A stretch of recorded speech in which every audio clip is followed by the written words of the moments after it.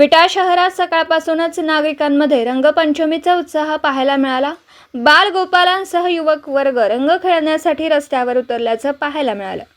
विटा शहरातील विविध भागात रंग खेळण्यात तरुण युवक मग्न होते। महिला आणि युवतींना देखील मोठ्या प्रमाणात मुक्त हस्ते रंगांची उधळण केली। रंगपंचमी व नागपूर येथील घटनेच्या पार्श्वभूमीवर विटा नगरपालिका क्षेत्रात विटा पोलीस ठाणे हद्दीमध्ये विटा उपविभागीय पोलीस अधिकारी विपुल पाटील यांच्या आदेशानुसार विटा पोलीस ठाण्याचे पोलीस निरीक्षक धनंजय फडतरे यांनी पुरेसा पोलीस बंदोबस्त तैनात केला होता।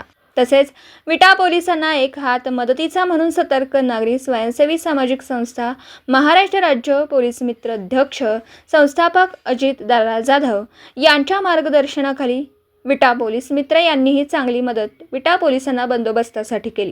प्रामुख्याने बहुतेकांनी इको फ्रेंडली रंग घेण्यास प्राधान्य दिल्याचं सकारात्मक चित्र होतं। बालगोपाल पिचकार यांनी रंग उडविण्यास प्राधान्य दिले, तर तरुण युवकांनी मात्र सकाळी 9 वाजल्यापासून मित्रांसह दुचाकीवरून एकमेकांवर रंग उधळत फिरत होते। दुसरीकडे कोरड्या रंगांची पोती दुचाकीवर ठेवून रस्त्यावरून जाताना युवा वर्ग दिसत होता। रंगपंचमी दरम्यान कोणताही गालबोट लागू नये यासाठी हुल्लडबाजांकडून कोणताही अनुचित प्रकार घडू नये याकरिता विटा पोलिसांनी पुरेसा पोलीस बंदोबस्त तैनात केला होता।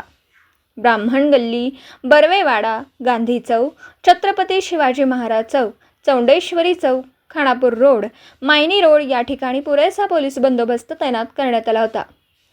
अनेक रस्ते अक्षरशः रंगांनी माखून गेले होते। किरकोळ वाद वगळता विटात रंगपंचमी शांततेत पार पडली। दिवसभरातील घडामोडींचा आढावा घेण्यासाठी पाहत रहा N24 मराठी न्यूज चॅनल।